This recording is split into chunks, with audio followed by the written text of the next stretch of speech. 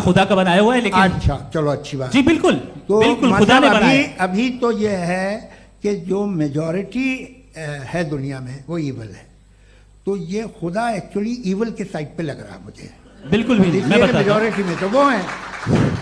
क्या बात कर रहे हैं भाई आप। मैं बहुत कोई भी जो मुंसिफ होगा, चाहे आपका अपना घर हो जिसके आप सबसे बड़े हैं, चाहे आपकी ऑर्गेनाइजेशन हो जो आप चलाते हैं, वहां पर आप ईवल रखेंगे साबित करने को कि बाकी लोग शरीफ हैं। मेरी बात सुनिए, क्या ये आर्ग्यूमेंट ही गलत है? अगर कि जब तक के कोई ईवल नहीं होगा तब तक के शरीफ आदमी शरीफ नहीं लगेगा। अगर एग्जामिनर गलत ऑप्शन दे रहा है तो एग्जामिनर ईविल नहीं हो गया, जो गलत ऑप्शन को सेलेक्ट कर रहा है वो फेल होगा।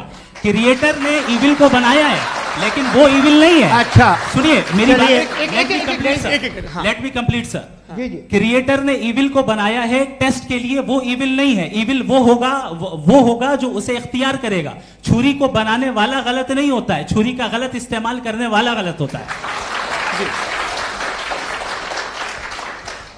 रेप को कैसे गलत इस्तेमाल करते हैं? रेप इंसान के फ्री विल का नतीजा है। ये रेप कैसे गलत इस्तेमाल होता है? ये मुझे अब सुन ले, अब सुन ले। गलत इस्तेमाल होता हाँ मैं बता रहा हूँ ना, कैसे गलत मैं बता रहा हूँ कि जो ईविल इस दुनिया में मौजूद है उसके कई सारे तरीके हैं। एक तरीका इंसान का अपना फ्री विल है। अब अगर कोई रेपिस्ट रेप कर रहा है तो इसका गॉड का कसूर नहीं है, वो अपने फ्री विल का गलत इस्तेमाल कर रहा है, उसको सजा मिलनी चाहिए। अच्छा। और उसी के लिए जहन्नम बनाई गई है। ये फ्री विल का भी बड़ा चक्कर। आप जब कोई बुरा काम करते हैं या कोई बुराई होती है तो ये कहा जाता है कि ये फ्री विल है। 7 billion free wills are moving on this planet. 7 billion free will. और एक आदमी अपनी फ्री विल से मुझे कत्ल कर दे तो मैं खुदा की मर्जी से मरा हूं कि इसकी फ्री विल की वजह से? मेरी मौत खुदा के हाथ है या ये फ्री विल वाले के हाथ है? खुदा ने फ्री विल का निजाम बनाया है और उस निजाम का गलत इस्तेमाल करके कोई आपको मार रहा है, इस्तेमाल करके मेरा कत्ल कर देता है। अब मेरी मौत का जिम्मेदार कौन है? वो इंसान जिम्मेदार है। वो इंसान जी। तो ये कहना कि और उसको सजा मिलेगी। तो अब आप आगे चलिए कि ये तय करना कि अल्लाह ही या अल्लाह ने खुदा ही जिंदगी देता है, खुदा ही मौत देता है, ये गलत है। बिल्कुल गलत नहीं है। हाँ, नहीं, निजाम उसी ने बनाया फ्री विल का, निजाम मौत और हयात का उसी ने बनाया। You are contradicting yourself. अभी आपने कहा कि एक आदमी ने फ्री विल से आपको मार दिया, इसमें उसे फ्री विल दी गई थी, उसने गलत इस्तेमाल किया। 7 billion free wills are moving on this planet और आप चाह रहे हैं कि मैं सिर्फ खुदा का ध्यान करूं। ये 7 बिलियन फ्री विल्स को मुझे लुक आफ्टर करना पड़ेगा कि नहीं? ये तो तबाहियां कर रही हैं और तबाहियां ज्यादा हो रही हैं। बिल्कुल। तो अगर आप बताएं अगर खुदा नहीं है फॉर एग्जाम्पल, तो आप ईविल को कैसे डिसाइड करेंगे? यानी how can you define evil objectively without God? देखिए दुनिया में 2 तरह के जानवर हैं। एक जो अकेले रहते हैं जंगल में और एक जो ग्रुप्स में रहते हैं। ग्रुप में जो भी रहेगा, चाहे वो आपका फाउंडेशन हो, चाहे कोई क्लब हो, चाहे कोई पॉलिटिकल पार्टी हो, चाहे कोई यूनिट हो, उसमें आपको इंटरैक्ट करने के रूल बनाने पड़ेंगे। यानी लोग तय करेंगे। लोग तय करेंगे। अगर लोगों ने यह तय किया कि किसी का रेप करना सही है, आप जस्टिफाई करेंगे? नहीं, आपका फाउंडेशन तो ये हो गया ना कि लोग ही विल डिसाइड करेंगे। नहीं। अरे दुनिया में ऐसे ग्रुप्स हैं जो रेप को जायज मानते हैं सर्टेन हालात में। मैं डिटेल में नहीं जानूंगा, आप भी जानते हैं। ये जो आईसिस वाले थे जिन्होंने क्या किया था, तो उन्होंने क्या किया उसका खुदा से कोई ताल्लुक नहीं है सर। मैंने सिंपल सवाल किया कि ईविल को आप डिफाइन करते कैसे हैं? आइए वापस आइए जी। आप साथ में तभी रह सकते हैं जब कुछ आप ऐसे उसूल डेवलप करें जिसमें हर एक का बेसिक तहफ़्फ़ुज़, हर एक का बेसिक राइट हो और हर एक को कोई आराम मिले। यही तरीका है किसी भी ऑर्गेनाइजेशन जिसमें एक से ज़्यादा लोग हैं और वो ऐसे चलती है ज़िंदगी। उसमें अगर आप गड़बड़ करेंगे तो तबाही होगी, नुकसान होगा, बर्बादियाँ आएंगी। और अगर उसमें आप घर ले लीजिए ना, एक हस्बैंड है, एक वाइफ है, बच्चे हैं, वालदा भी हैं, 2 बहनें भी हैं, एक भाई भी है। अब इसमें कोई निज़ाम आपको चाहिए साथ में रहने का, और एक दूसरे पे भरोसा रहे, एक दूसरे के बहीख्वाह हों, एक दूसरे की मदद करें, ऐसी जिंदगी। सर आपकी बात आ गई, आप ये कह रहे हैं कि लोग डिसाइड करेंगे क्या सही है क्या गलत है, यही है? मेजॉरिटी डिसाइड करेगी क्या सही है क्या गलत है? अरे भाई बिल्कुल। मेजॉरिटी अगर ये कहे कि नाजी जर्मनी के साथ जिस तरह मेजॉरिटी थी कि जेनोसाइड करना सही है, आप जस्टिफाई करेंगे?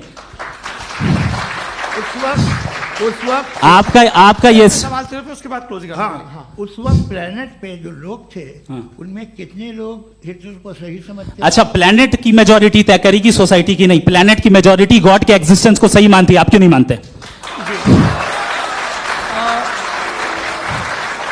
ये हेलो ये क्रॉस क्वेश्चन का राउंड यहां पर समाप्त होता है। और ये बड़ा अच्छा है कि इस तरह से फ्रेगमेंट कर दिया गया है ताकि जो मरकरी ऊपर जा रहा है नीचे जवाब दे दूं जी। प्लेनेट की ज्यादातर मेजॉरिटी कुछ दूसरे मजहबों के खुदा को मानती है। आप उन्हें क्यों नहीं, आप तो मेजॉरिटी की बात कर रहे हैं। अच्छा, ये majority की बात- आप ये कह रहे हैं इविल और गुड को डिसाइड मेजॉरिटी करेगी, मेजॉरिटी जो कर दे वो सही हो जाएगा। अरे क्लोजिंग इसको जैसा आप ही लोगों ने तय किया है उसी फॉर्मेट को फॉलो कर लेते हैं। हाँ। भाई मैंने तो भले लोगों पे एतबार किया और तब मॉडरेशन तय किया। जी आपके पास 5 मिनट का वक्त है, क्लोजिंग आर्ग्यूमेंट है, उसके बाद हम ऑडियंस से क्वेश्चन आंसर लेंगे जावेद साहब के क्लोजिंग आर्ग्यूमेंट के बाद। ओके, टाइम स्टार्ट्स बहुत शुक्रिया जी। हमारा जो टॉपिक है डज गॉड एग्जिस्ट, मैं इस पे इतने एकेडमिक तैयारी करके आया था, मुझे था कि मैंने सोचा था कि कई सारे मैं आर्ग्यूमेंट्स दूंगा, लेकिन वक्त की भी किल्लत और जावेद साहब बार बार इधर उधर चले जा रहे थे तो उसको भी थोड़ा एंटरटेन करना पड़ गया। डज गॉड एग्जिस्ट पे मैं एक ही आर्ग्यूमेंट दे पाया, आर्ग्यूमेंट्स बहुत हैं और डेफिनेटिव आर्ग्यूमेंट्स हैं, और मेरे आर्ग्यूमेंट को किसी एक राउंड में भी इन्होंने एंटरटेन नहीं किया और रेफ्यूट नहीं किया, एक राउंड में भी नहीं, एक राउंड में भी नहीं, और ना ही अभी आपका क्लोजिंग आर्ग्यूमेंट आएगा नहीं, वो उसमें। बता देना। Argument of contingency sir. अरे मैं आपसे कई बार कह चुका हूँ कंटीजेंसी का मतलब अब मैं कैसे समझाऊं आपको आपस में हाँ आप और कितने आसानी से समझाऊं मैं, मुझे तो नहीं समझ में आ रहा है। बस आप अपनी आर्ग्यूमेंट ऑफ कंटीजेंसी उर्दू में बोल सकते हैं।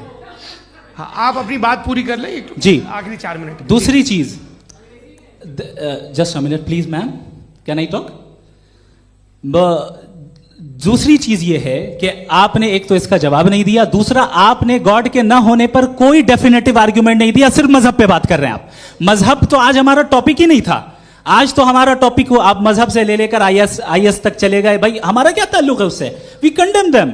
और उसका गॉड से क्या ताल्लुक है? अगर कोई गलत काम कर रहा है, किसी ने किसी को कत्ल किया, किसी ने किसी का रेप किया, उसको सजा मिलनी चाहिए। और आपके पास कोई भी rational strong foundation of morality नहीं है।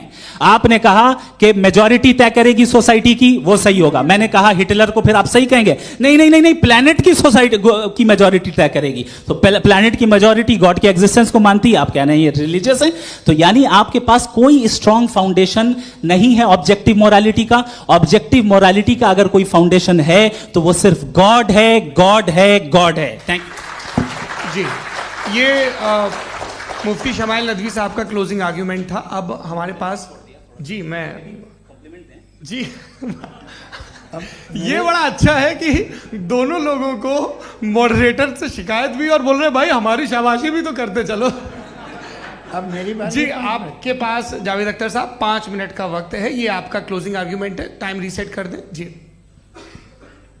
देखिए बहुत सारी बातें हैं। गॉड का डेफिनेशन दुनिया के किसी भी रिलीजन में है कि वो ओमनीपोटेंट है, ओमनीप्रेजेंट है, he is just, he is kind, he loves you and so on. मैं जब दुनिया देखता हूँ तो मुझे कोई ऐसा सुप्रीम पावर यहाँ दिखाई नहीं देती है जो इंसान की बहबूदी के लिए कुछ कर रही हो, कमज़ोर को बचा रही हो, मदद कर रही हो, जालिम को पीछे हटा रही हो। मैं नहीं देखा, तारीख में नहीं। एक तो अगर है और ये देख रहा है तमाशा तो उसका होना न होना बराबर है। दोयम ये कि ये जो है जब आप ये कहते हैं कि कायनात जिसकी कंटीजेंसी है, मैं देखिए वो लफ्ज़ इस्तेमाल किया मैं, तो ये कैसे हो सकती है भाई? और फौरन आप सरेंडर कर देते हैं कि जाहिर है कि इसका बनाने वाला तो इससे 10,000 गुना ज़्यादा कॉम्प्लिकेटेड होगा। उस पर आपके होने पे कोई इतराज़ नहीं है। उसे वो टाइमलेस है, वो पहले से था, टाइम तो बहुत बाद में आया। ये सब आप मानने को तैयार है जिसका आपके पास कोई सबूत नहीं, आपके पास कोई रीज़न नहीं। आपकी तारीख क्या है मजहबों की?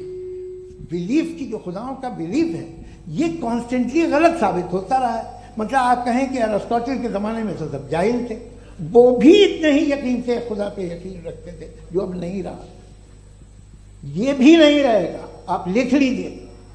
और इसके आसार आपको दुनिया में दिखाई देना शुरू हो चुके हैं। ये बहस क्या आज से 100 साल पहले इस तरह हो सकती थी? यहाँ तक तो आपको हम ले आए हैं। तो सर अरे इनको मदद की जरूरत नहीं भाई, ये सेल्फ सफिशिएंट आदमी है, आप क्यों इनकी मदद कर रहे हैं? Sir please. तो ये जो है तमाम बातें अपनी जगह हैं, ये एक पैकेज है। आप अकेले, कोई आदमी ऐसा नहीं जो सिर्फ गॉड को मानता हो, उसके साथ बहुत पैराफर्नेलिया आता है, अलग अलग पैराफर्नेलियाज आते हैं। They have always created chaos in the society. मैं तो आपको सीधा ऑफर देता हूँ कि दुनिया में 10 इम्पॉर्टेंट बिलीव्स हैं।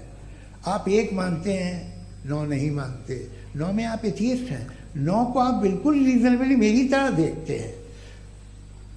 तो 90 मजहबी आदमी भी 90% एथियस्ट है, वो दूसरे खुदा नहीं मानता, एक खुदा मानता है अपना वाला, बाकियों को कहता है गलत है। अगर आप मानना ही बंद कर दे तो आपका 10% चांस है कि आप सही हैं और 90% चांस है कि आप गलत हैं।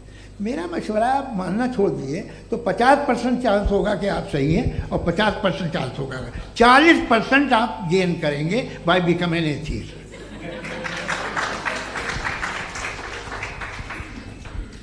ये एक फरसूदा ख्याल है, ये ख़त्म हो रहा है। हो सकता है मेरी ज़िंदगी में ना हो, लेकिन ये हो जाएगा। जो बातें ये इनको आप मेटाफिजिकल ये वो ऐसे रिस्पेक्टेबल टर्म दे दिए, ये तो उन लोग के हैं जिन्हें ना फिजिक्स मालूम थी ना मेटा मालूम था, ये उन्होंने आपको दिए हैं। जी बहुत शुक्रिया आप दोनों लोगों का। और अब इस बातचीत का आखिरी राउंड शुरू होगा, डज गॉड एग्जिस्ट की ये बहस मुफ्ती शमाइल नदवी और जावेद अख्तर साहब के बीच। आप लोग अपने अपने हाथ ऊपर करेंगे, मैं यहाँ से तय करूँगा। और माइक हमारे पास है क्या? एक ही माइक है ऑडियंस के लिए? 2 माइक है, एक इस तरफ एक इस तरफ, ठीक है। तो जी सबसे पहले हमारी सहयोगी हैं मारिया शकील जी, पूछिए सवाल। थोड़ा सा रुकेंगे ताकि कैमरे का फ्रेम आप पर आ जाए, आपकी तो प्रैक्टिस है टीवी की। जी नदवी साहब, मैं खुदा को मानती हूँ, पहले मैं इसी प्रमाइस से शुरू कर रही हूँ और ये बता रही हूँ आपको, मैं मानती हूँ। लेकिन कुछ सवाल हैं जो जावेद साहब ने उठाया, उसका जवाब आपको देना चाहिए। पहला सवाल ये कि गज़ा में सालों से छोटे बच्चे मर रहे हैं, वो उनको, अगर खुदा मर्सीफुल है, हम मानते हैं कि अल्लाह ताला में बहुत ताकत है, तो वो बच्चे क्यों मर रहे हैं? दूसरी बात ये कि अगर कंटिजेंसी की जो आप बात करते हैं, पूरे मुस्लिम ममालिक मिल करके भी उन गजा के बच्चों को क्यों नहीं बचा पा रहे हैं? क्योंकि अगर वो चाहते, क्योंकि अल्लाह ताला उन पर हुकूमत करते हैं, सब पर हुकूमत करते हैं, तो वो उनको क्यों नहीं बचा? जी थैंक यू वेरी मच। बहुत अच्छा किया आपने इस चीज को जिक्र कर दिया, मैं इसको और अच्छे से एक्सप्लेन करने की कोशिश करता हूं। देखें, जहां तक आपने कहा कि गजा के बच्चों को मारा जा रहा है, देखें 2 वर्ल्ड व्यू है, एक एथिस्टिक वर्ल्ड व्यू, एक थीस्टिक वर्ल्ड व्यू है। बच्चे मर रहे हैं दोनों वर्ल्ड व्यू में, लेकिन हमारा वर्ल्ड व्यू कह रहा है कि रिकॉम्पेंस है, ये कह रहे हैं कि उनका मरना बेकार जाने वाला है, कोई उसका रिकॉम्पेंस नहीं है, चूंकि इनके यहां आखिरत और अल्लाह का कोई तसव्वुर या गॉड का कोई तसव्वुर नहीं है। आपने ये सवाल किया कि गॉड मर्सीफुल है, क्यों नहीं रोकता? ये मैंने बताया कि ये मिसकंसेप्शन है लोगों के दरमियान कि गॉड को सिर्फ मर्सीफुल और ओमनीपोटेंट समझते हैं। गॉड के सिर्फ यही 2 एट्रीब्यूट्स नहीं हैं, गॉड के कई सारे एट्रीब्यूट्स हैं, उनमें से अल हकीम भी है, उनमें से ऑल वाइज भी है, ऑल नोइंग भी है। लिहाजा अगर इस दुनिया में किसी को तकलीफ आ रही है और गॉड उसको नहीं रोक रहा है, वो इसलिए नहीं रोक रहा है चूंकि इंसानों को फ्री विल दिया गया है। ठीक इसी तरीके से अगर एक डॉक्टर किसी छोटे बच्चे को इंजेक्शन लगा रहा है, उसे तकलीफ पहुंच रही है, उसके लिमिटेड पर्सपेक्टिव के एतबार से यह गलत हो रहा है और डॉक्टर बुरा है। लेकिन जब आप ब्रॉडर पिक्चर को देखेंगी, आपके और हमारे पास सिर्फ एक पिक्सल है, हमें इतना नजर आ रहा है कि गजा में कत्ल हो रहा है, लेकिन इसके पीछे कितना रिकॉम्पेंस उनको मिलने वाला है, पूरा पिक्चर गॉड के पास है। तो एक पिक्सल से आप पूरे पिक्चर को कभी भी जज नहीं कर सकती। आप इसमें कुछ जोड़ना चाहेंगे? आपको कुछ बोलना है इसमें? भाई ये आपने बहुत अच्छा जस्टिफिकेशन दिया। ये आप वो जो वहाँ के प्राइम मिनिस्टर इजराइल के उन्हें भेजिए, वो बहुत खुश होंगे। आप जस्टिफिकेशन दे देना कि अगर गॉड नहीं है तो बच्चे क्यों मर रहे हैं, आप बताएं। जी, वो ये सवाल पूछ रहे हैं कि अगर आप ईश्वर का अस्तित्व नहीं मानते हैं तो उन बच्चों की मौत को आप कैसे इंटरप्रेट करते हैं? भाई ये दुनिया जो है, जो ताकतवर लोग होते हैं वो एक नाइंसाफी करते हैं। तो ये अच्छा काम है आपके नजदीक, तो नेचर नाइंसाफी पे मबनी है। अरे मेरे भाई, आप नेचर की कहाँ बात कर रहे हैं, तो इंसान की बात जी, कर ये रहे तो फिर जब मैं इंसान की बात कर रहा था आप नेचर की बात करने लग क्रॉस गए। एग्जामिनेशन नहीं। हैं। हाँ, अब आप मुझे बोलने नहीं देंगे तो अलग बात है, आप बोलिए, मुझे कोई जल्दी नहीं। जी नहीं, ये क्रॉस एग्जामिनेशन एक है। मिनट हाँ। रुकिए, क्रॉस मुझे एग्जामिनेशन। बोल तो लेने दीजिए। जी, बोलिए। ठीक है। बात ये है कि ह्यूमन सोसाइटी तभी साथ में रह सकती है जब वो मोहब्बत से, एकता से, एक दूसरे के एहतराम करके रहे। इसके अलावा पॉसिबल नहीं है, अकेले तो इंसान रह नहीं सकता। वहाँ पर कुछ लोग हैं जो फाउल करते हैं। वो फाउल हम हमेशा से तारीख में होता आया है। आज ये हो रहा है, जो हो रहा है बहुत बुरा हो रहा है, बहुत जालिमाना है, बहुत जाबराना है। उसको आप कहें कि ये बच्चों को कॉम्पनसेशन मिल जाएगा या इसकी इंजेक्शन है, इंजेक्शन तो हेल्थ के लिए दिया जाता है। आप ये कह रहे हैं कि ये बच्चों की जो धज्जियां उड़ रही हैं ये इंजेक्शन है, ये विटामिन टेस्ट का। है, ये टेस्ट है और उस टेस्ट में अगले उनको ऐसा रिकॉम्पेंस मिलेगा जो आपके तस्वुर के बाहर है। ये आप 3 बरस के बच्चे को बारूद से उड़ा के टेस्ट ले रहे हैं। वाह, वो नहीं ले रहा है, खुदा नहीं उड़ा रहा है, इजराइल उड़ा रहा है। जी, ये तो उसको कंडेम अगला करें। सवाल लेते हैं। अगला सवाल लेते हैं प्रोफेसर पुरुषोत्तम अग्रवाल। मुफ्ती साहब, एक निवेदन आपसे है कि कम से कम थोड़ा सा माइक क्लोज एक रिलीजियस और फिलोसफिकल कर मैं प्लीज। एक रिलीजियस और फिलोसफिकल ट्रेडिशन है जो ब्रह्मांड को यानी यूनिवर्स को ही अंतिम मानती है। सर्वम खलु इदम ब्रह्मम, this is Chandogya Upanishad, and it completely rules out the existence और नेसेसिटी, आपके शब्दों में necessity of a creator. The creation itself is the creator. तो एक मिनट प्लीज। दूसरा जो सवाल आपने अभी, जो आप बार बार कह रहे हैं कि भगवान विद्वान भी है, वाइज, सब जानने वाला, तो अगर विजडम में दुनिया भर के पापों और अत्याचारों को बर्दाश्त करना शामिल है तो फिर इसका मतलब ये हुआ कि अगर मैं फ्री विल से उसको अपोज करता हूं तो ईश्वर की विजडम और मेरी फ्री विल में कॉन्ट्राडिक्शन है। Because when I am opposing whatever is happening in Gaza, then I am opposing the God's will और गॉड्स विजडम। जवाब लेते हैं क्योंकि तो गॉड की विजडम, एक मिनट सर प्लीज सर, ये एक जुमला, गॉड की विजडम है कि गाजा में जो कुछ हो रहा है वो हो रहा है, मैं उसका अपोज कर रहा हूं तो मैं गॉड की विजडम के खिलाफ जा रहा हूं। एक सवाल। दूसरा ये नहीं, आपने 2 ऑलरेडी। सर आप और सवाल कर लें, लेकिन मुझे 2 जवाब दे सर, दीजिए। सर, पहले आपने ये सर, कहा, सर, सुनिए मेरी बात सुनिए। भाई इजराइल के गॉड के मुताबिक तुम्हारा ठीक हो रहा है ना? प्रोफेसर, नहीं हो रहा है, ठीक नहीं हो रहा है, मैं बता रहा हूं क्या हो रहा है। आप तशरीफ रखिए, मैं बता रहा हूं क्या हो रहा है। Late me complete please. एक सेकंड गाइस, एक सेकंड। ये देखिए, ऐसा है कि ये सब बड़ा आपस में विचार विमर्श के बाद ये तय हुआ था कि कुछ नियम बना लिए जाएं ताकि एक टाइम बाउंड बातचीत चले। और भाई साहब, आप बड़ा जरूरी काम कर रहे हैं लेकिन कैमरे के फ्रेम में आके उस काम को गड़बड़ कर दे रहे हैं। ठीक है गुरु, अब मेरे को कहीं का गुस्सा कहीं निकालना था, सॉरी। नहीं, कोई गुस्सा नहीं है जी। तो प्रोफेसर ने सवाल पूछे, आप उनके जवाब दें, और थोड़ा ये सब लोग थोड़ा ख्याल रखें भाई, सवाल संक्षिप्त रखें जी। आपने 2 सवाल किया। सबसे पहला ये कहा कि हमारे पास ये कॉन्सेप्ट है कि ये यूनिवर्स खुद नेसेसरी बीइंग है, creation itself is the creator. How irrational is this कि मैं एग्जिस्ट करूंगा बाद में, लेकिन अभी एग्जिस्ट कर भी रहा हूं, यानी एक ही टाइम में एग्जिस्ट भी कर रहे हैं, नहीं भी कर रहे हैं। This is not true. दूसरी चीज, आपने कहा कि अगर इजराइल में, सॉरी माफ कीजिएगा, Israel doesn't exist, occupied Palestine में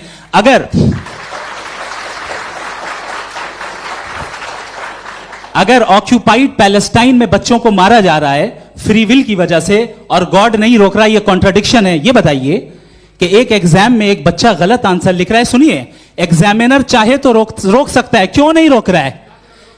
ये कॉन्ट्रडिक्शन है, ये कॉन्ट्रडिक्शन नहीं है। माइक नहीं सर, ये आपस में जी, ये क्या आपका सवाल?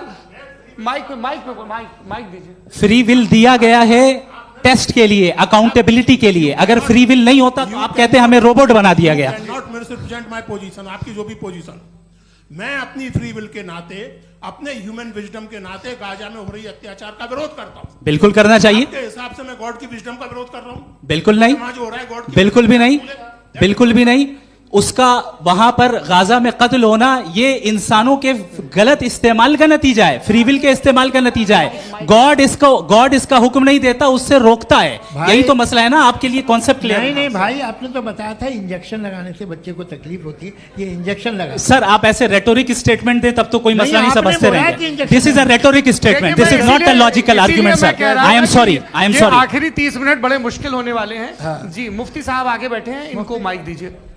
हाँ तरुण, माइक आप अपने पास रखिए, आपको कैमरे का फ्रेम पता है। जी सबसे पहले दोनों को मुबारकबाद। एक सर अपना आप नाम बता दें। आप अमेरिका में शिकागो में रहते हैं, इतना मुझे याद है। बताया आपको, यासिर नदीम अलवाजदी मेरा नाम है। जावेद सर आपसे एक क्वेश्चन है इन्फिनिट रिग्रेस के ताल्लुक से। एक हाइपोथेटिकल सिनेरियो है, मसलन अगर आप सर माइक थोड़ा सा प्लीज क्लोज रखिए। जी अगर आप शायर इसलिए हैं कि आपके कोई उस्ताद शायर थे, और वो इसलिए शायर थे कि उनके कोई उस्ताद शायर थे, और इसी तरीके से हम माजी में पीछे चलते चलते चले जाएं और कहीं ना रुके, तो माफ कीजिएगा आप कभी शायर नहीं हो सकते। लेकिन आप शायर हैं, आपका शायर एग्जिस्ट करता है, इसका मतलब ये है कि आप कहीं ना कहीं रुके हैं। तो मेरा सवाल ये है कि क्या आप इन्फिनिट रिग्रेस ऑफ कॉजेस को लॉजिकल फैलेसी मानते हैं या नहीं मानते? हाँ या ना? मैं इन्हें लॉजिकल फैलेसी नहीं मानता हूँ, लेकिन मेरा प्रॉब्लम यह है कि जब मैं नहीं मानता हूँ तो I will continue with this logic जो फैलेसी नहीं हो। आप एक जगह रुक जाते हैं जाके, आप कहते हैं ये गेंद कैसे बनी, ये जजीरा कैसे बना, ये समंदर कैसे बना, ये ज़मीन कैसे बनी, और अचानक गॉड पे जाके आपको ब्रेक लग जाता है। एक बार आप सवाल नहीं करते कि भाई इनको बनाने वाला तो इनसे भी कॉम्प्लिकेटेड होगा, वो कैसे बना, उसके बारे में आपने इत्मीनान कर लिया, वो हमेशा से है। तो अगर आप उसे हमेशा से मानते हैं तो फिर ये मान लीजिए कि कायनात हमेशा से है, क्या तकलीफ? फिर हम वजूद में नहीं आते जी है? हम मौजूद नहीं। अच्छा सर क्यों नहीं हो सकते? मैं बताऊंगा प्लीज प्लीज। जैसे मैंने मिसाल दी आपके शेर, आपका शेर कभी वजूद में ना आता अगर शायर इसी तरह चलते रहते हमेशा। जी माइक मेरे ख्याल से एक सेकंड, इन्फिनिट रिग्रेस का कॉन्सेप्ट क्लियर नहीं हो पाया, ऐसे रहने दें, लेट्स मूव ऑन सर। ठीक है। हाँ थोड़ा सा मॉडरेटर का भी ख्याल रखें। नहीं आपने तो रखा है, आपने रखा है। यहाँ पे गौहर रजा साहब हैं, वो भी एक सवाल पूछना चाहते हैं। माइक यार नीचे से ऑन कर दिए नीचे। पहले तो ये कह दूं कि मैं उन बच्चों से शर्मिंदा हूं जिनको गजा में कत्ल किया गया,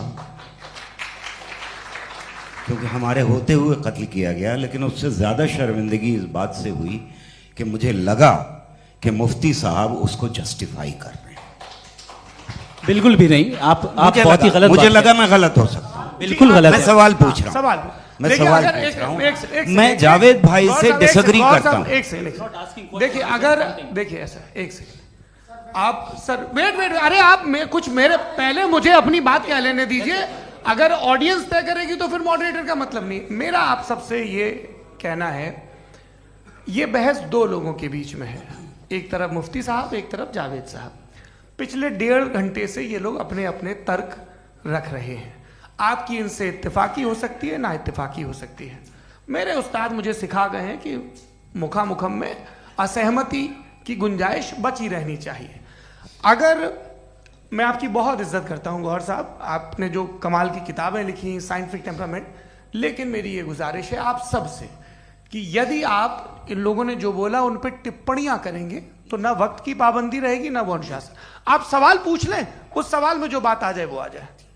मैं जावेद साहब से डिसएग्री करता हूं, इसलिए जावेद साहब से सवाल पूछ रहा हूं। आपका सवाल जावेद अख्तर साहब से। और सवाल यह है मेरा कि जावेद साहब ने कई बार लॉजिक का इस्तेमाल किया कि साइंस में लॉजिक है और रिलीजन में लॉजिक नहीं है। मेरा ख्याल यह है कि रिलीजन में भी लॉजिक है, लेकिन उस लॉजिक की बेसिस यह है कि आप रुक जाते हैं, जिसका जिक्र जावेद साहब ने बार बार किया, यानी खुदा के तसव्वुर पे आते हुए, गॉड के तसव्वुर पे आते हुए रुक जाते हैं। और इसमें सवाल पूछना मतलब फॉरबिडन होता है। सवाल यह है कि क्या जावेद साहब इससे एग्री करते हैं कि साइंस की लॉजिक अलग है और रिलीजन की लॉजिक अलग है? बताइए सर। देखिए 3 चीज़ें हैं, साइंस है, एक है मंतिक है, इस्तिदलाल है, और एक जो है कुछ भी नहीं है, फेथ है, अकीदा है। मैं अकीदे की लॉजिक का कायल नहीं हूँ। मुझे आप इस्तिदलाल से, लॉजिक से, रीज़न से समझाइए, मैं मानने को तैयार हूँ, मेरा क्या नुकसान होगा। लेकिन ये कि अकीदे पे मैं नहीं जा सकता हूँ। अकीदे का मतलब है कि तुम ये मान लो, सवाल ना करो, ये नहीं। आप सारी बातें करके, बड़ी साइंटिफिक बातें करके एक जगह जाके खुदा के हुदूद पे रुक जाते हैं, सरेंडर कर देते हैं। मैं सरेंडर करने को तैयार नहीं। That's all.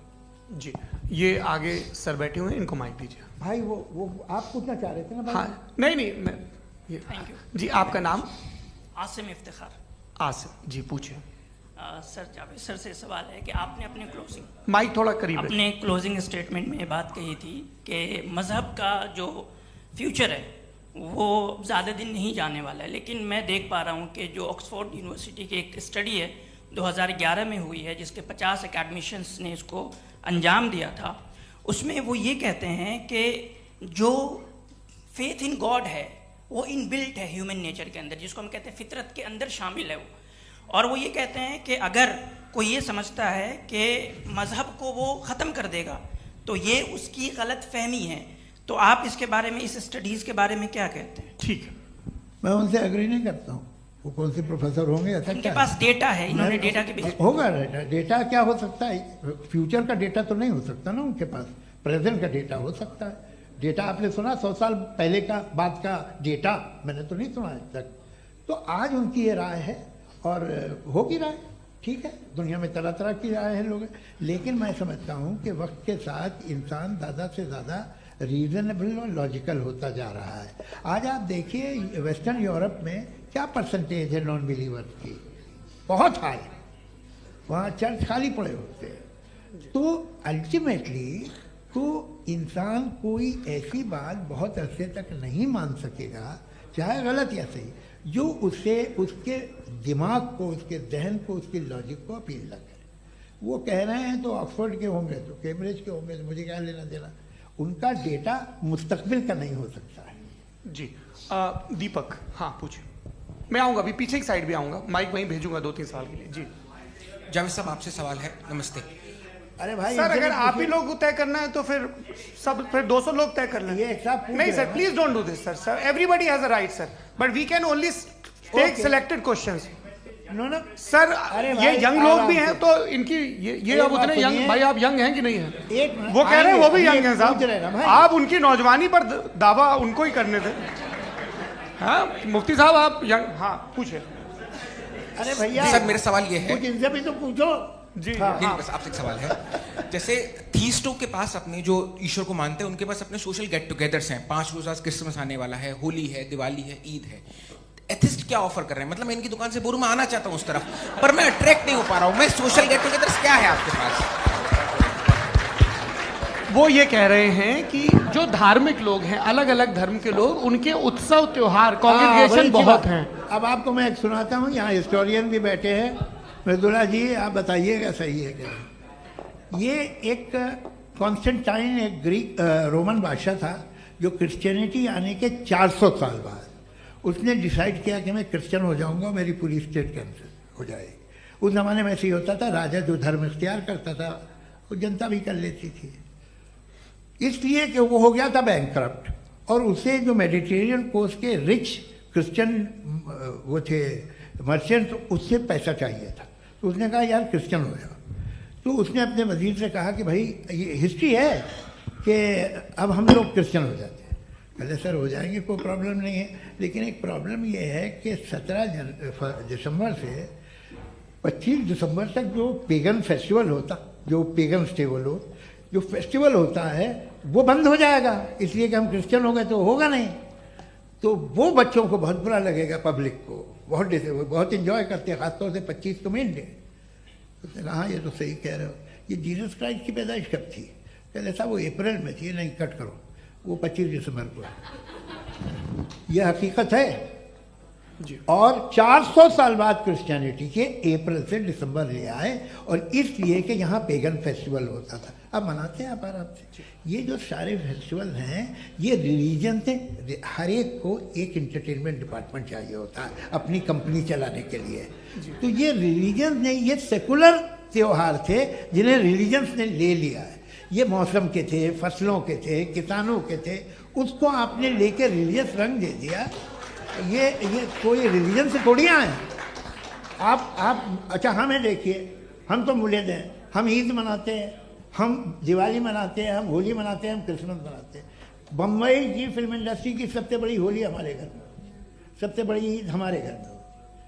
वो हमारे सोशल वो है, हमारा हेरिटेज है। ऐसा थोड़ी है कि we will throw the baby along with the water. ये तो अच्छी चीज़ है, इन्हें रखो, जो बेकार है फेंक दो। जी हाँ। हेलो जी, मेरा सवाल नादवी जी से है। जैसा कि आपने बोला कि गॉड टाइम के भी परे हैं और गॉड इतनी कॉम्प्लेक्स चीज़ है कि उसे ह्यूमन माइंड समझ नहीं सकता, और गॉड ने अर्थ पे फ्री विल भी दे दी है, तो आप अपना वक्त ज़ाया क्यों कर रहे हैं गॉड के बारे में बात करके? अपन को तो बात करनी चाहिए कि सोसाइटी को बेहतर कैसे करें। जी, मैं गॉड वही बताता है सोसाइटी को कैसे बेहतर करे। अभी मैं आपका जवाब देता हूं। आपने कहा कि टाइम पे वो एग्जिस्ट नहीं करता, मेरा सवाल ये है कि जैसा आपने बोला कि गॉड बहुत ही कॉम्प्लेक्स चीज है। मैंने कहा ही नहीं कि कॉम्प्लेक्स है, तो आपके अल्फाज हैं। कॉम्प्लेक्स का लफ्ज गॉड के लिए सुइटेबल नहीं है। क्यों? क्योंकि कॉम्प्लेक्स वो चीजें होती हैं जो ऑब्जेक्ट हो। God is not an object जिसको आप इंस्ट्रूमेंट के जरिए लेबोरेटरी में जाके टेस्ट करें, oh it's very complex. No, वो कोई कार का इंजन नहीं है। वो फिलोसॉफिकली नेसेसरी बीइंग ऐसी बीइंग है जो सिंपल बीइंग है। हाँ, आप उसको मुकम्मल तौर पे उसकी तमाम हिकमतों को जान ले और हर चीज को जान ले, ये पॉसिबल नहीं है, क्योंकि वो ऑल वाइज है, आप ऑल वाइज नहीं है, और वो खुदा है, वो आपको सारी चीजें बता दे, ये जरूरी नहीं। मेरा सवाल ये नहीं था, मेरा सवाल ये था कि जब गॉड इतना परे है इस दुनिया से कि उसने अर्थ पे फ्री विल भी दी है, हम सब ह्यूमंस की फ्री विल है, और जो सोसाइटी में हो रहा है वो अपन लोग डिसाइड करेंगे, तो अपन लोग डिसाइड नहीं करेंगे ना, अपन लोग डिसाइड नहीं करेंगे। गॉड जो है, गॉड ने वो उसकी जात, उसकी एग्जिस्टेंस टाइम एंड स्पेस से परे है, लेकिन वो हमारा टेस्ट ले रहा है और उसी गॉड ने हमें बताया कि तुम्हें क्या करना है क्या नहीं करना है, तो जाहिर है उस गॉड की बात सुनेंगे ना हम। जी, वो पीछे एक चश्मा लगाया जो मैम खड़ी हैं, उनको दीजिए। हाँ, आप जी जी बिल्कुल आएंगे। देखिए मैं कोशिश कर रहा हूँ सब तरफ जाने की। हाँ, उनको दीजिए माइक। जी, हेलो सर, मैं ओमनी प्रेजेंट नहीं हूँ, टाइम पाबंद हूँ, और जहां तक कोशिश कर सकता हूँ करूंगा। जी, अपना नाम बताइए। मेरा नाम उर्सुला है, मैं दिल्ली यूनिवर्सिटी की एक स्टूडेंट हूँ और मैं स्टूडेंट फेडरेशन ऑफ इंडिया से हूँ। मेरा सवाल मुफ्ती जी से है कि इस हॉल के इस कमरे में बैठ के हम लोग रेप की मोरालिटी के बारे में फिलोसफिकली बात तो कर सकते हैं, बट असलियत ये है कि रोजमर्रा की जिंदगी में औरतें रेप के थ्रू गुजरती हैं, और हम लोग सिर्फ नंबर्स पे इस तरह नहीं देख सकते, क्योंकि कितनी औरतें हैं इन कंट्रीज में जहां पे आप बता रहे हैं कि केसेस कम हैं, जिनका एक्सेस है कि वो जाके केस फाइल कर सकें। कितनी औरतें हैं जो जिनको काम करने की आज़ादी है उन कंट्रीज में। यूरोप में ये आज़ादी आ गई, यूरोप में ये रूल्स आ गए, तो हम आज उसके बारे में बात कर पा रहे हैं। जी, जवाब। आपने ये कहा कि कमरे में बंद होकर हम लोग इस पर फिलोसफिकली बात कर सकते हैं, लेकिन हकीकत में क्या हो रहा है, वो ग्राउंड लेवल पे क्या हो रहा है, जो बहुत गलत हो रहा है, और वो सफ़र कर रही हैं। आई अग्री, बहुत गलत हो रहा है, और जो गलत हो रहा है उसको हमें रोकना है। और क्यों रोकना है, वो गलत क्यों है? हमारे पास इसका ऑब्जेक्टिव फाउंडेशन है, इनके पास उसका ऑब्जेक्टिव फाउंडेशन नहीं है। मैं ये कहना चाह रहा हूं कि जहां पे भी जुल्म हो रहा है, जहां पे भी औरत पे जुल्म हो रहा है, या उसकी इज्जत लूटी जा रही है, या उसे तकलीफ पहुंचाई जा रही है, और सिर्फ औरत नहीं, किसी इंसान के ऊपर भी जुल्म हो रहा है, तो उसके खिलाफ खड़ा होना, ये मॉरलिटी हमारे पास गॉड के पास से आई है। वरना जावेद साहब तो कह रहे हैं कि जो है मेजॉरिटी डिसाइड करेगी, तो मेजॉरिटी तो कभी भी बदल सकती है। क्या आप ये थोड़ी सी आपको गलतफहमी है। मैं अगर मेरे जुमले से ये मदना निकला या मैंने कहा, तो ये जुमला मैं वापस लेता हूँ। ये मेरा मतलब ही नहीं था कि मेजॉरिटी डिसाइड करेगी। मेजॉरिटी डिसाइड करे तो दुनिया में बड़ी, वैसे आपने कहा था ये जुमला। अच्छा, हो सकता है, मैं मान रहा हूँ, बाद में रिकैप कर लेंगे। अरे एक सेकंड, मैं अपनी एक्सप्लेनेशन देता हूँ। मुनासिब बात यह है कि हम सब के सब दिल में जानते हैं कि क्या अच्छा है क्या बुरा है, हमें पता है अच्छी तरह से। जो लोग बुरे काम करते हैं उन्हें भी मालूम अच्छा क्या है। यही तो सवाल था हजरत कि फिर ये मोरालिटी आई कहाँ से? Cross examination. हाँ जी, हाँ। मोरालिटी साथ रहने की डिजायर से आई है, यानी साथ रहकर जो कुछ कह दे, जो कुछ कर दे, वो हो जाएगा? नहीं तो आप कायदे से रही कर सकते हैं जब तक लोगों में मोरालिटी हो, वरना क्यास हो जाएगा। ये आपको कैसे पता? जी हमने देखा ना, जहाँ मोरालिटी का क्यास हो गया, हम देखते हैं। कहाँ पे देखते भाई हैं? दुनिया में। आप जो ये- कह रहे हैं, आप एक कहीं पे अगर गलत हो रहा है इस बहस तो के उसको बाद आप मैं गलत देखिए। सर मुफ्ती आप साहब, मैं- एपिस्टेमोलॉजी की मुफ्ती बात साहब, कर रहे हैं, मैं ऑन्टोलॉजी की बात कर रहा हूँ। मैं इस बहस के फाउंडेशन बाद आप क्या है? दोनों लोगों को चाय पे फाउंडेशन होस्ट करूंगा, वहां पे क्रॉस एग्जामिनेशन कर लीजिएगा। अभी ऑडियंस का हक मार रहे हैं आप लोग भाई। सर जस्ट लोग हैं आप लोग। और ये भाई ये हाँ, बच्चे- उधर आएंगे, उधर इनको आएंगे। भी। जी सर आएंगे। अच्छा सर मेरा नाम लईकुर रहमान है और मैं अलीगढ़ मुस्लिम यूनिवर्सिटी का स्टूडेंट हूँ। और जहाँ तक मुझे पता है कि sir you are also product of Aligarh Muslim University. मैं भी उसी चमन का बुलबुल। हाँ सर, तो बड़ी खुशी हुई मुझे जान करके कि मैं आपसे मिलूंगा। सवाल सर मेरा सवाल यह है, सर सैयद अलैहिर्रहमा का नज़रिया यह था कि खुदा के वजूद को अक़ल के दायरे में रह कर के तलाश करना, न कि पूरी तौर से उसका इनकार कर देना। Sir how will you define it? नहीं तो ये तो आप इन्हें बताइए। ये सर, सवाल आपसे के खुदा का वजूद साबित कर रहे हैं तो सर आपने इनकार कर रखा है, इस वजह से मेरा क्वेश्चन उन्होंने यही सर से एक सेकंड, सर सैयद ने यही कहा ना कि अकल से आप खुदा के वजूद को साबित नहीं कर सकते, यही कहा ना भाई। वो उन्होंने कहा कर सकते हैं और वो कर दिया गया आज। वो फोन दो। तलाश करना या साबित करना अकल से अकल से नहीं हो सकता। अरे सवाल तो सुन लीजिए जी। अकल से नहीं हो सकता है, यही कहा ना आपने। अकल से हो सकता है। अरे वो यही कह रहे हैं भाई, आप बता रहे हो सकता है, वो तो कुछ और। आप अगर सर देखो नौजवान फोन ले लो, वो इतनी कमाल की यूनिवर्सिटी है। अरे भाई दे दो ना जरा, एक मिनट दे दो भाई। मेरी बात सुनो, माइक पे बोलो ताकि जो लाखों लोग देख रहे हैं। माइक दे दो ना। अरे देंगे ना माइक, तुम ठहरो तो। हाँ सर मेरा सवाल ये था कि सर सैयद अलैहिर्रहमा का एक नज़रिया था अपना कि खुदा का जो वजूद है उसको अक़ल के दायरे में रह करके तलाश करना है, न कि पूरे तौर से इनकार कर देना है। ये उनका कॉन्सेप्ट था। लेकिन मेरा सवाल ये है कि आप इसको कैसे डिफाइन करते हैं, एक्सप्लेन कैसे करेंगे? मैं आपसे जानना चाहता हूँ, क्योंकि you are the product of Aligarh Muslim university.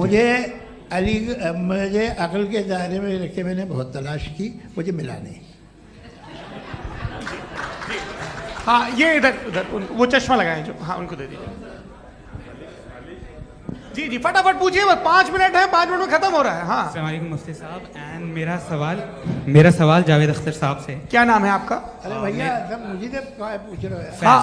Faiz पूछिए फैज साहब। तो मेरा सवाल ये है कि अभी जो एथियस्ट है वो problem of evil argument use कर रहे हैं अगेंस्ट मुस्लिम्स, राइट? कि इस दुनिया में इतना सारा इविल है और अगेंस्ट मुस्लिम तो यहाँ अगेंस्ट थियस्ट। हाँ थोड़ा सा करेक्ट कर लीजिए भाई। पूरी मशक्कत ही इसी बात की थी कि किसी एक मजहब पे बात न टिके। जी तो बेसिकली ये आर्ग्यूमेंट ऐसा है कि इस दुनिया में इतना ज़्यादा ईवल एग्जिस्ट करता है और अगर एक ऑल गुड गॉड है तो वो रोकता क्यों नहीं है? लेकिन इस सवाल में एक हिडन अजम्पशन ये है कि इस दुनिया में ईवल एग्जिस्ट करता है। अब एथियस्ट ये कैसे ऑन्टोलॉजिकली प्रूव कर सकते हैं कि इस दुनिया में ईवल एग्जिस्ट करता है? मैं आपको बताता हूँ, थोड़ा सा समझा। नहीं सर हम लोग इनको सुनने आए। नहीं please don't do. I want to explain ontologically. नहीं हम समझ गए सर, इनको अब जवाब देने दीजिए। अच्छा सवाल पूछ लो। मैं अभी तक क्या था वो मैं थोड़ा सा ऐड ऑन कर लेता हूँ। तुम गुरु, तो हम जब इसका राउंड 13 करेंगे ना तब तुमको स्टेज पे बिठाएंगे। जी तो हाँ जल्दी से। तो देखिए एथियज्म के हिसाब से सब कुछ रैंडमली बन गया है, सब कुछ एटम्स और मॉलिक्यूल्स है। एक पत्थर में और मुझ में सिर्फ इतना फर्क है कि हम लोग एटम्स और मॉलिक्यूल्स का अलग अलग रीअरेंजमेंट है। अब एक पत्थर को कोई इंसान तलवार से 2 टुकड़ों में काट दे या मुझे, according to atheism it is same. There is no evil and good according to atheism. जी अच्छा फैज साहब का सवाल ये है कि हाँ कोशिश भी करते तो इससे गलत सवाल नहीं कर पाते। एक लाइफ फॉर्म है और लाइफ फॉर्म में फीलिंग्स हैं, मतलब लाइफ फॉर्म सुनता है, देखता है, टेस्ट कर सकता है, फील कर सकता है। तो उसकी ये जो क्वालिटी इस बबल में आ गई है वो जानवर में भी है, इंसान में भी है। तो जाहिर है कि उसे कोई तकलीफ पहुंचेगी, तो चूंकि उसके पास वो सेंसिटिविटी है तो मैं करेगा। पत्थर में वो सेंसिटिविटी नहीं है। तो ये क्या सवाल हुआ कि अगर पत्थर को काटा तो पत्थर को तकलीफ नहीं होती, तो आपको काटे तो आपको क्यों तकलीफ हो? बैठ जाइए। जी हाँ अगला सवाल। हाँ पूछे जी जावेद अख्तर साहब। अरे भैया सब आप लोग मुफ्ती साहब को छोड़ रहे हैं तो मेरे ही पीछे पड़े हैं क्या? फिर चलो बोलो भाई। You asked how God can exist when children die in Gaza. हाँ you asked how God can exist when children die in Gaza, and you also mentioned the rise of atheism in Europe.